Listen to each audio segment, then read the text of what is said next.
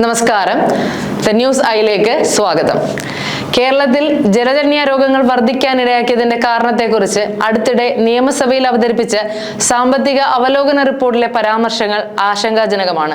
കുടിവെള്ളം മലിനപ്പെട്ടതാണ് ടൈഫോയിഡ്, മഞ്ഞപ്പിത്തം, കോളറ, വയറിളക്കം തുടങ്ങിയ രോഗങ്ങൾ വ്യാപിക്കാൻ ഇടയാക്കിയതെന്നും 2021 ശേഷം സംസ്ഥാനത്ത് ജലജന്യ രോഗങ്ങളിൽ വൻ വർധനവുണ്ടായെന്നും റിപ്പോർട്ട് ചൂണ്ടിക്കാണിക്കുന്നു. കേരളത്തിലെ 21 നദികളിൽ 351 ഇടങ്ങൾ രൂക്ഷമായ മലിനീകരണം നേരിടുന്നുവെന്ന കേന്ദ്ര മലിനീകരണ നിയന്ത്രണ ബോർഡിന്റെ പഠന റിപ്പോർട്ട് ഇതിനെ സാധൂകരിക്കുകയും ചെയ്യുന്നു.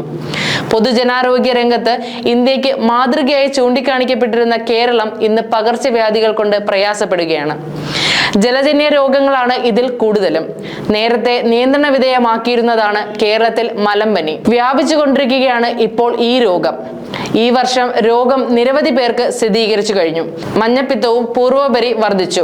സങ്കീർണമായ രോഗങ്ങൾക്ക് വരെ ചികിത്സ ലഭ്യമാക്കാൻ കെൽപ്പുള്ള ആരോഗ്യ സംവിധാനം ഉണ്ടായിട്ടും മലിനജലം കുടിച്ച് ആളുകൾ മരിക്കേണ്ടി വരുന്നത് വിരോധാഭാസവും അധികൃതരുടെയും സമൂഹത്തിന്റെയും കണ്ണു തുറപ്പിക്കേണ്ട ഗുരുതര പ്രശ്നവുമാണ്. കിണറുകളിലെ കോളിഫോം ബാക്ടീരിയയുടെ സാന്നിധ്യം, മലിനജല നിർമ്മാർജ്ജനത്തിന് അശാസ്ത്രീയത, ജലവിതരണ ശൃംഖലകളിലെ ചോർച്ച, ജലവിതരണം നടത്തുന്ന പൈപ്പുകളുടെ കാലപ്പഴക്കം, അനിയന്ത്രിതമായ നഗരവൽക്കരണം തുടങ്ങിയവയാണ് സംസ്ഥാനത്തെ കുടിവെള്ള മലിനീകരണത്തിന്റെ പ്രധാന കാരണങ്ങളായി ചൂണ്ടിക്കാണിക്കപ്പെടുന്നത്. കേരളീയരിൽ 60% പേർ കുടിവെള്ളത്തിന് കിണറുകളെയാണ് ആശ്രയിക്കുന്നത്. നിർഭാഗ്യവശാൽ സംസ്ഥാനത്തെ കിണറുകളിൽ വലിയൊരു പങ്കും കോളിഫോം ബാക്ടീരിയകൾ മൂലം മലിനമാണ്. കേന്ദ്ര മലിനീകരണ നിയന്ത്രണ ബോർഡിന്റെ നേതൃത്വത്തിൽ കേരളത്തിലെ 10 ജില്ലകളിൽ നടത്തിയ പരിശോധനകളിൽ പകുതിയോളം കിണറുകളിലെ ജലവും മലിനമാണെന്ന് കണ്ടെത്തിയിരുന്നു. ഉയർന്ന ജനസാന്ദ്രത കാരണം കുറഞ്ഞ സ്ഥലത്താണ് കേരളത്തിൽ ഇപ്പോൾ മിക്ക വീടുകളും നിർമ്മിച്ചു വരുന്നത്. ഇതുമൂലം കുടിവെള്ള സ്രോതസ്സുകളും സെപ്റ്റിക് ടാങ്കുകളും തമ്മിൽ പാലിക്കേണ്ട നിശ്ചിത അകലം പല സ്ഥലത്തും പാലിക്കപ്പെടുന്നില്ല. മനുഷ്യ വിസർജ്യങ്ങളിൽ നിന്നുള്ള ബാക്ടീരിയകൾ ഭൂഗർഭജലത്തിലേക്ക് ഇറങ്ങിച്ചെല്ലാൻ ഇതിടയാക്കുന്നു. കിണറും സെപ്റ്റിക് ടാങ്കുകളും തമ്മിൽ 15 മീറ്ററെങ്കിലും അകലം വേണമെന്നായിരുന്നു നേരത്തെ നിയമം.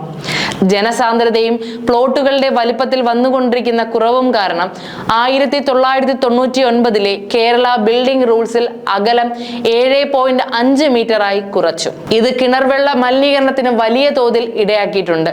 ശുചീകരണത്തിൽ വ്യക്തികൾ കാണിക്കുന്ന അശ്രദ്ധയാണ് ജലജന്യ രോഗത്തിന്റെ മറ്റൊരു കാരണം. ജലസംഭരണ പാത്രങ്ങൾ വൃത്തിയായി സൂക്ഷിക്കാതിരിക്കുക, ഭക്ഷണം പാകം ചെയ്യുന്ന ഘട്ടത്തിലെ ശുചിത്വക്കുറവ്, തിളപ്പിക്കാത്ത വെള്ളം കുടിക്കുക തുടങ്ങിയവ രോഗവ്യാപനം വർദ്ധിപ്പിക്കുന്നു. കാലാവസ്ഥ വ്യതിയാനവും പ്രധാന ഘടകമാണ്. അതിശക്തമായ മഴയും തുടർന്നുണ്ടാകുന്ന വെള്ളപ്പൊക്കവും മലിനജലം കിണറുകളിലെത്താൻ വഴിയൊരുക്കുന്നു. പിന്നീട് വരുന്ന കടുത്ത വേനലിൽ കിണറുകളുടെ ജലനിരപ്പ് താഴുമ്പോൾ അവശേഷിച്ച വെള്ളത്തിൽ ബാക്ടീരിയകളുടെയും അമീബകളുടെയും സാന്ദ്രത വർദ്ധിക്കും. അമീബിക് മസ്തിഷ്ക ജ്വരം പോലുള്ള രോഗങ്ങൾ കേരളത്തിൽ തുടരെ ഉണ്ടാകുന്നതിൽ താപവ്യതിയാനം മൂലം ജലാശയങ്ങളിൽ ഉണ്ടാകുന്ന മലിനീകരണത്തിന് പങ്കുണ്ടെന്നാണ് ആരോഗ്യ വിദഗ്ധരുടെ വിലയിരുത്തൽ. സംസ്ഥാനത്ത് തദ്ദേശ സ്ഥാപനങ്ങൾ വർഷാന്തം മഴക്കാലപൂർവ്വ ശുചീകരണ പരിപാടികൾ നടത്താറുണ്ട്. ഇത് പലപ്പോഴും ചടങ്ങുകളിൽ ഒതുങ്ങുന്നു. ശാസ്ത്രീയമായ ജലപരിശോധന, ക്ലോറിനേഷൻ, ജലസ്രോതസ്സുകളുടെ സംരക്ഷണം, മലിനീകരണത്തിന്റെ ഉറവിടം കണ്ടെത്തി പരിഹരിക്കൽ തുടങ്ങിയ കാര്യങ്ങൾക്ക് മതിയായ പ്രാധാന്യം ലഭിക്കുന്നില്ല. രോഗം ബാധിച്ചു തുടങ്ങുമ്പോഴാണ് ആരോഗ്യ വകുപ്പും തദ്ദേശ സ്ഥാപനങ്ങളും സജീവമാകുന്നത്.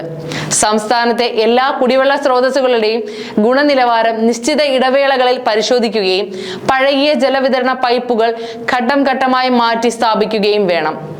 സെപ്റ്റിക് ടാങ്കുകളുടെ നിർമ്മാണത്തിലും പരിപാലനത്തിനും പാലിക്കേണ്ട ചട്ടങ്ങൾ നടപ്പാക്കുന്നുണ്ടെന്ന് ഉറപ്പുവരുത്തേണ്ടതുമാണ്. പൊതുജനങ്ങൾക്ക് ജലസുരക്ഷയെക്കുറിച്ചുള്ള ബോധവൽക്കരണവും അനിവാര്യം. ജീവന്റെ നിലനിൽപ്പിന്റെ അടിസ്ഥാന ഘടകമാണ് ജലം. അത് രോഗത്തിന്റെ ഉറവിടമായി മാറുന്നത് ആരോഗ്യ ബോധ്യമുണ്ടെന്ന് അവകാശപ്പെടുന്ന ഒരു ജനതയ്ക്ക് ഒട്ടും യോജിച്ചതല്ല. കുടിവെള്ള മലിനീകരണത്തെക്കുറിച്ച് സാമ്പത്തിക അവലോകന റിപ്പോർട്ടിൽ നൽകിയ മുന്നറിയിപ്പ് അതീവ ഗൗരവത്തോടെ കാണേണ്ടതാണ്. ആരോഗ്യരംഗത്തെ കേരളത്തിന്റെ മികവ് നിലനിർത്തണമെങ്കിൽ ആശുപത്രികളുടെ എണ്ണം കൂട്ടുന്നതിലും മറ്റ് അടിസ്ഥാന സൗകര്യങ്ങൾ വർദ്ധിപ്പിക്കുന്നതിലുമുപരി പ്രാധാന്യം സുരക്ഷിതമായ കുടിവെള്ളം ഉറപ്പുവരുത്തുന്നതിനായിരിക്കണം. രോഗം വന്ന് ചികിത്സിക്കുന്നതിനേക്കാൾ പ്രധാനവും മഹത്തരവും രോഗം വരാതിരിക്കാനുള്ള സാഹചര്യം സൃഷ്ടിക്കലാണ്.